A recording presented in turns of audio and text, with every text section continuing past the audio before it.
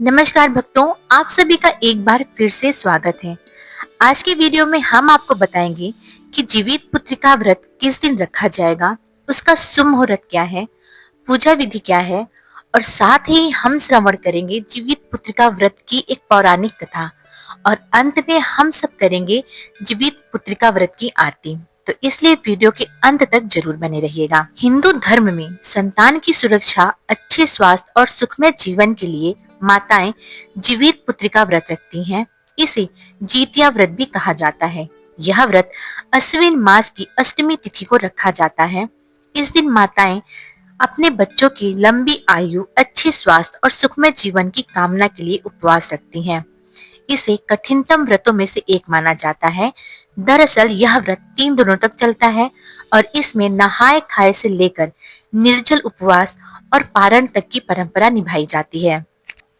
आइए अब जानते हैं कि इस साल जीवित पुत्री का व्रत किस दिन रखा जाएगा। यह पर्व पूर्वी भारत के कई राज्यों जैसे बिहार, झारखंड और पूर्वी उत्तर प्रदेश में बड़े उत्साह से मनाया जाता है। इस वर्ष इस व्रत का प्रारंभ 13 सितंबर को नहाए खाए के साथ होगा। इसके बाद 14 सितंबर को महिलाएं पूरी विधि विधान से जीवित पुत्रिका का व्रत रखेंगी और अगले दिन यानी 15 सितंबर को व्रत का पारण कर व्रत संपन्न करेंगी।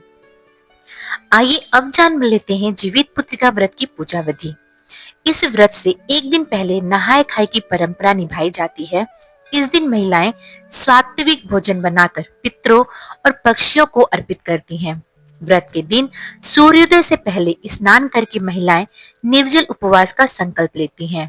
पूजा के लिए घर के स्वच्छ स्थान पर गोबर और मिट्टी से लिपाई कर एक छोटा तालाब बनाया जाता है। उसमें कुसा से भगवान जीमूत वाहन की प्रतिमा स्थापित की जाती है।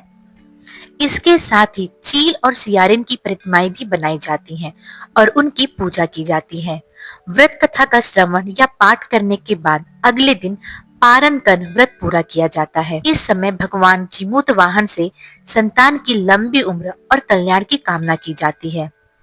आइए अब सुनते हैं जीवित पुत्री का व्रत की पौराणिक कथा। पौराणिक ग्रंथों में इस व्रत का महत्व महाभारत काल से जुड़ा हुआ है।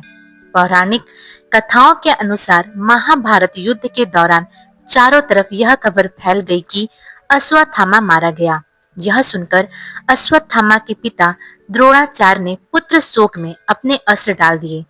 तब द्रौपदी के भाई ने उनका वध कर दिया। पिता के मृत्यु के बाद अश्वत्थामा के मन में प्रतिशोध की ज्वाला भभक रही थी।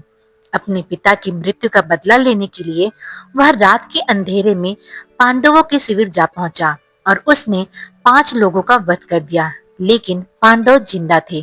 परिणाम स्वरूप पांडवों को अत्यधिक क्रोध आ गया और अर्जुन ने अश्वत्थामा से उसकी मणि छीन ली, जिससे अश्वत्थामा पांडवों से अत्यधिक क्रोधित हो गया और इसका बदला लेने के लिए उसने अभिमन्यु की पत्नी उत्तरा के गर्भ में पल रहे बच्चे को मारने का षड्यंत्र रच डाला।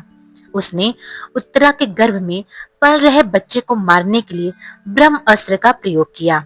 भगवान श्री कृष्ण इस बात से भली भांति परिचित थे कि ब्रह्म अस्त्र को रोक पाना असंभव होगा। ऐसे में भगवान श्री कृष्ण ने सभी पुण्यों का फल उत्तरा के गर्भ में पल रहे बच्चे को दे दिया, जिसके फलस्वरूप उत्तरा के गर्भ में पल रहा बच्चा पुनर्जीवित हो गया। भगवान श्री कृष्ण के पुण्य प्रताप से उत्तरा के गर्भ में पल रहे बच्चे के पुनर्जीवित हो जाने के कारण इस व्रत का नाम जीवित पुत्री का व्रत पड़ा। धार्मिक कथाओं के मुताबिक जीमूत वाहन एक गंधर्व राजकुमार थे जो बेहद उदार और परोपकारी इंसान थे।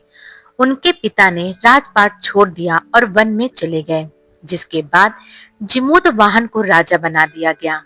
वे राजकाज ठीक से चला रहे थे, लेकिन उनका मन उसमें नहीं लगता था। एक दिन वे राजपाट भाइयों को सौंपकर अपने पिता के पास ही वन में चल दिए। वहां उनका विवाह मलयवती नामक कन्या से हुआ। एक रोज वन में एक वृद्धा से मिले। उसका संबंध नागवंश से था। वह काफी डरी और सहमी थी, रो रही थी। जीमूत वाहन की नजर उस पर पड़ी तो उनसे रहा नहीं गया और उससे रोने का कारण पूछा। उसने बताया कि पक्षी राज गरुण को नागों ने वचन दिया है कि हर रोज एक नाग उनके पास आहार स्वरूप जाएगा और उससे वे अपनी भूख शांत कर लिया करेंगे। उस वृद्धा ने कहा कि आज उसके बेटे की बारी है। उसका नाम शंखचूड़ है। वह आज पक्षी राज गरुड़ का निवाला बन जाएगा। यह कहकर वृद्धा रोने लगी। इस पर दयावान जिमूत वाहन ने कहा कि आपके बेटे को कुछ नहीं होगा। वह आज पक्षी राज गरुड़ के पास नहीं जाएगा। उसके बदले में वे जाएंगे। ऐसा कहकर जिमूत वाहन तय समय पर स्वयं गरुड़ देव के पास पहुंच गए। जिमूत वाहन लाल कपड़े में लिपटे थे। गरुड़ देव ने उनको पंजे में दबोच लिया और उड़ गए। इस बीच उन्होंने देखा कि जिमूत वाहन रो रहे हैं और करा रहे हैं। तब वे एक पहाड़ के शिखर पर रुक गए और जिमूत वाहन को मुक्त किया। तब उन्होंने सारी घटना बताई। गरुड़ देव जिमूत वाहन की दया और साहस की भावना से काफी प्रसन्न हुए। उन्होंने जिमूत वाहन को जीवन दान दे दिया। साथ ही उन्होंने वचन दिया कि आज से वे कभी भी किसी नाग को अपना ग्रास नहीं बनाएंगे। इस प्रकार से जिमूत वाहन के कारण नागों के वंश की रक्षा हुई।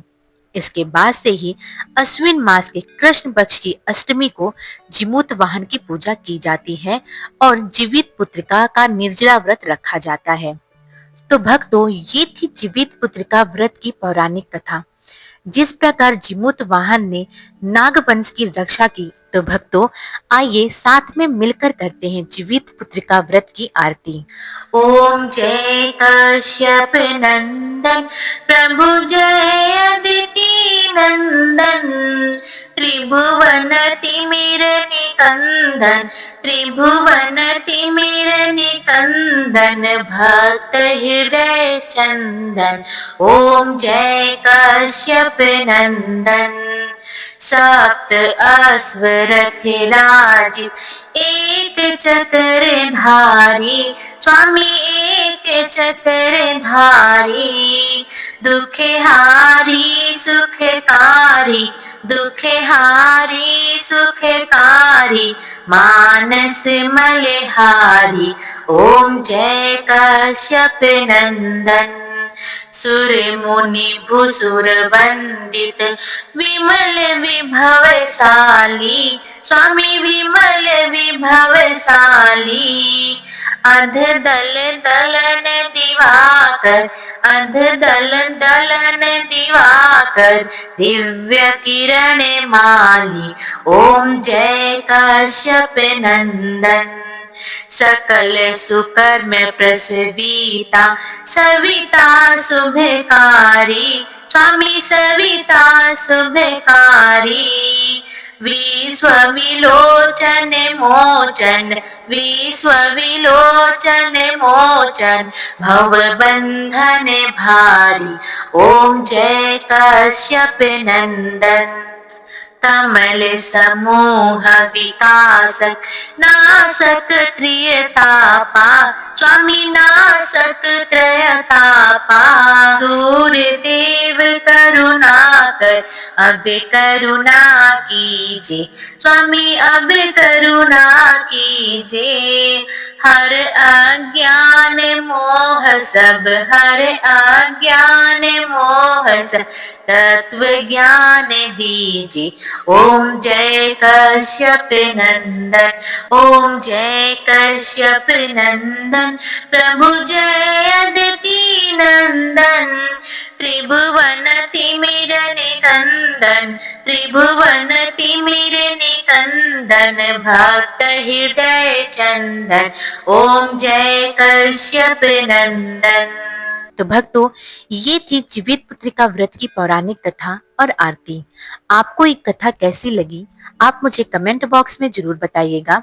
वीडियो अच्छी लगी हो तो वीडियो को लाइक भी कर दीजिएगा।